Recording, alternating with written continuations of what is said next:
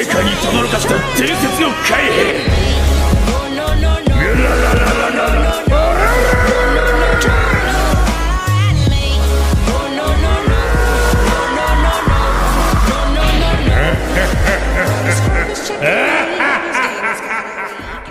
Garp, le héros de la marine, passe à l'action sur la ruche. Barbe Noire veut être le roi du pays de la ruche, approuvé par le gouvernement mondial. Le Sword ne dépend pas vraiment de la marine. Bonjour à tous, ici Egon et bienvenue dans l'analyse complète du chapitre 1080 de One Piece, qui est tout simplement appétissant tant à propos des informations que des actions entreprises. Ainsi, dans cette review, nous allons d'abord parler du niveau de Garp et de son importance à la ruche. Après, bien évidemment, on va aussi parler du rêve de Barbe Noire, de la raison pour laquelle il détenait en otage le capitaine Koby. Et pour finir, comme d'habitude, je soulignerai quelques clins d'œil du chapitre, avec en bonus une théorie One Piece en fin de vidéo. Donc préparez-vous à une longue vidéo très enrichissante qui m'aura pris du temps pour tout mettre en place. J'espère que ça vous plaira. Alors n'hésitez surtout pas à vous abonner à la chaîne si ce que je fais vous plaît, tout en activant les notifications pour ne rien rater de mes vidéos. Mais avant tout, merci de lâcher le maximum de pouces bleus sur la vidéo pour faciliter son référencement afin d'agrandir très rapidement la chaîne ainsi que ma prime de pirate.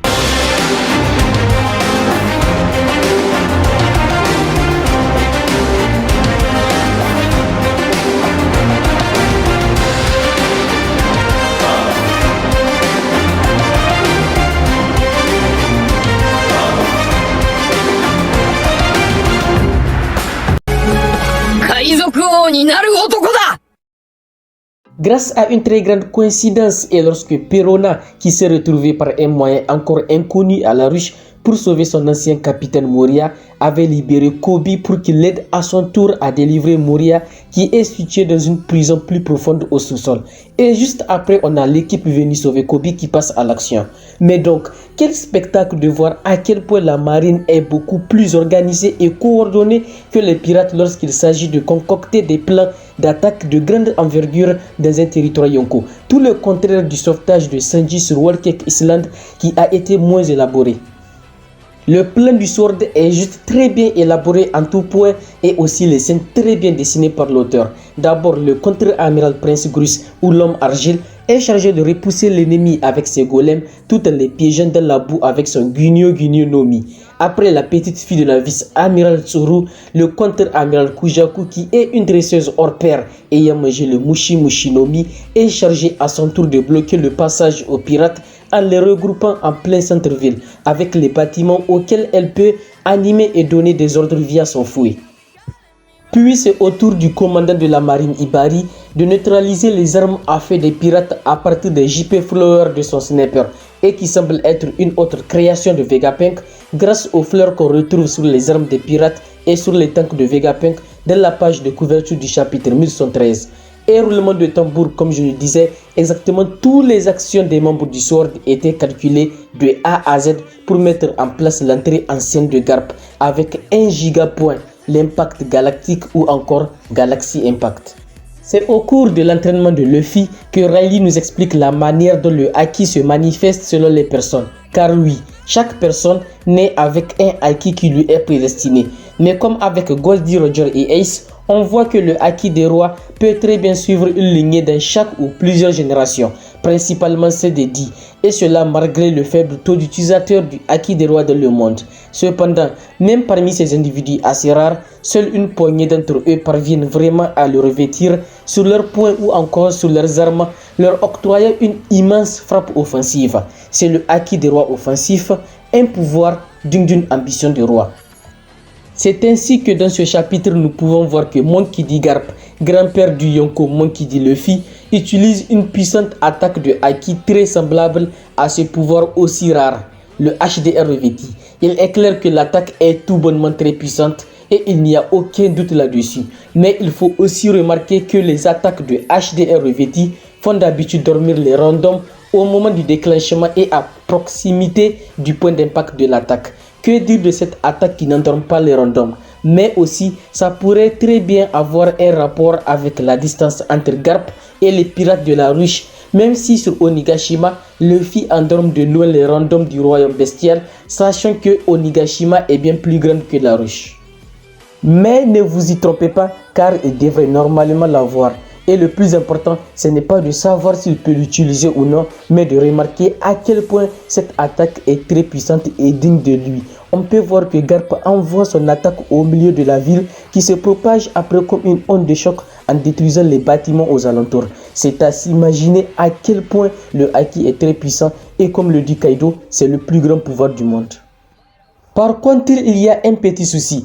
En effet, une démonstration de haki en centre-ville sur des randoms n'est pas suffisant pour que Garp soit supérieur aux secondes de Yonko, qui sont eux aussi des monstres de puissance juste après les Yonko. Car il suffit de prendre l'exemple de Katakuri ou encore King et Marco, qui au passage a fait jeu égal avec les amiraux à Marineford.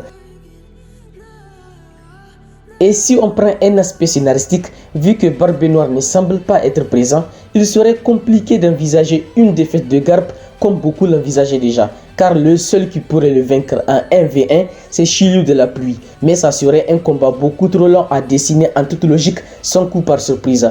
Et donc ils pourront très bien s'en aller avec Gobi, car on sait encore une fois qu'une opération de conquête est très différente de celle d'un sauvetage. Mais cependant, une mort épique de Garp, comme dans les shonen avec les héros, peut être envisagée avec pourquoi pas tous les commandants de Barbe Noire, y compris Shiryu, qui le prennent en même temps et de tous les côtés, comme Barbe Blanche à Marineford. Et on aura un Monkey D. Garp qui meurt debout sur ses pieds comme Edward Nugget. Une mort digne d'un héros, le plus grand de la marine. Ce qui ouvrirait de une possible vengeance de Luffy et de certains proches de Garp. Mais imaginez la scène avec Koby pleurant toutes les larmes de son corps pendant que ses autres coéquipiers le traînent pour s'enfuir de l'île. Je sais, c'est vraiment très barbare, mais n'oubliez pas que les pirates de Barbe Noire sont eux des véritables criminels. Et cela provoquera, tout comme avec Luffy et Ace, un sentiment d'impuissance de la part de Koby et qui lui donnera la volonté nécessaire d'acquérir la puissance de protéger ses proches et les innocents, faisant de lui le prochain héros de la marine à la fin du manga, comme son mentor avec l'ancienne génération. Et pour finir, imaginez un peu une double page épique du mangaka avec Garp qui cite ses dernières paroles, attention spoiler, comme dans la scène épique de My Hero Academia, avec cette fois le héros Monkey D. Garp qui affirme en doigtant du doigt Koby, le prochain c'est toi. Ça serait vraiment une masterclass. Alors, en parlant du Sword, on a désormais l'information que les membres de cette organisation sont des marines qui ne sont plus reconnus sur le papier. Car, de base, la raison pour laquelle Barbe Noire captura Koby, c'était pour négocier avec le gouvernement mondial pour que l'île de la Ruche soit reconnue comme un pays à part entier par ce même gouvernement et où il sera considéré comme le roi.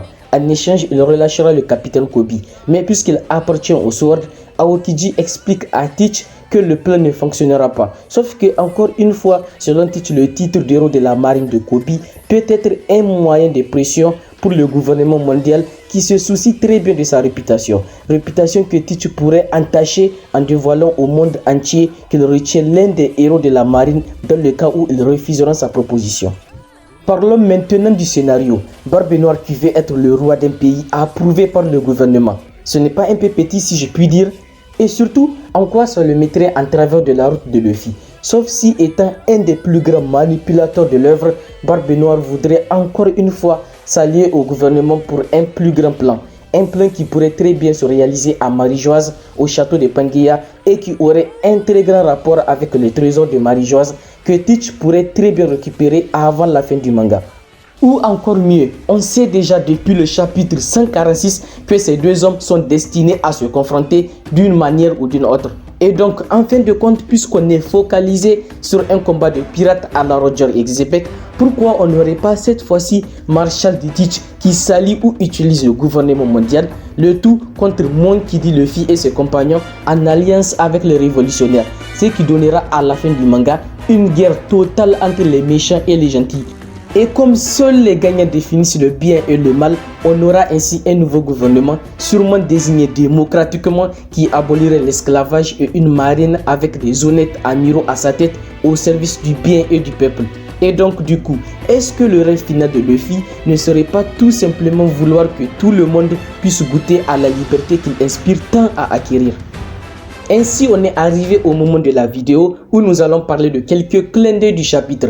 Et on commence avec les nouveaux utilisateurs du fruit du démon de l'équipage de Barbe Noire qui nous ont été intégrés. D'abord, le roi dépravé Avalo Pizarro qui est désormais un homme île après avoir mangé le Shima Shima no Mi, pouvant se confondre avec le sol en bois et les murs en pierre. Ce qui fait que la forteresse de crâne peut bouger et parler. Puis on a le roi de la bibine Vasco Shot qui a ingurgité le Gabu Gabu no Mi, faisant de lui un homme liqueur et pouvant créer des bulles lui permettant de voler dessus. Et enfin, on a le navire de guerre colossal San Juan Wolf, un géant qui a le Deka Deka no Mi lui permettant de modifier sa taille. Donc un géant qui peut augmenter ou réduire sa taille, très pratique dans un équipage. En deuxième point, on voit que Aokiji s'est très bien intégré à l'équipage et que ça ne le dérange vraiment pas de divulguer des informations sur la marine et le gouvernement à Barbe Noire. Puis, après l'entrée en scène et la présentation des membres du SWORD, on remarque que M. Eiichiro Oda nous avait déjà présenté dans la page de couverture du chapitre 966 à Mini Aventure les contre-amiraux Prince Gris et Kujaku sans que nous prêtons vraiment attention à cela. Après, on remarque que Tashigi est avec les SWORD, mais on n'a pas eu sa présentation tout comme Hermep. Donc, est-ce que ça voudrait dire que Smoker est aussi présent? Mais avant tout, l'unité de Smoker ferait-elle aussi partie du SWORD afin de ne pas rendre des comptes à la marine et pouvoir attaquer même les Yonko sans autorisation? Et pour finir, il faut aussi préciser qu'au début, lors de la présentation de San Juan Wolf, il était en mode géant et dormait sur une partie de l'île. Mais lorsque Garp détruit la place, on ne voit pas la partie où se trouve San Juan Wolf. Donc ça voudrait dire que l'attaque n'est pas arrivée jusqu'à cet endroit et que l'attaque ne prend pas toute la ville. Alors, je vous avais dit que j'allais parler du navire approchant de Egghead et portant l'étendard de Barbe Noire, d'où la raison de la théorie du jour. J'ai étudié deux possibilités intéressantes que j'aimerais partager avec vous et qui risquent de vraiment faire du bruit. Alors tenez-vous prêts. La première est celle qui me plaît le plus car j'avais commencé à en parler la dernière fois. Ça serait donc pourquoi pas Trafalgar dit Waterloo qui se serait échappé de justesse ou d'une autre manière afin de se rendre aux côtés de Luffy pour continuer l'aventure à ses côtés. Ne vous emballez pas car je vais m'expliquer. Oui, je suis au courant que beaucoup me diront que Law, Kid et Luffy ont toujours été mis au même pied d'égalité et que ça étonnerait beaucoup que Law soit sous les ordres de son rival Luffy. Alors, laissez-moi vous dire que depuis leur rencontre jusqu'à leur séparation après l'arc Wano et pendant tout leur parcours, on remarque petit à petit que Law se rend compte du fossé qui se creusait entre lui et Luffy en termes de niveau. Et ce fossé s'est vraiment fait remarquer et ressenti lorsque Luffy affronta et vaincu Kaido. C'est donc pour vous expliquer que même s'il n'aime pas être considéré comme sous les ordres de Luffy, il faut néanmoins savoir que dans un coin de sa tête, il commençait peut-être à le comprendre et à l'accepter. Donc de ce côté, ça peut ne plus causer de problème tout en sachant que dans cette dernière saga, Law et Kid n'ont pas leur place en tant que capitaine à la chasse au One Piece. Et c'est la raison pour laquelle que Kid, à l'encontre de Law, qui n'accepterait jamais de perdre son grade de capitaine, a été exterminé par Shanks.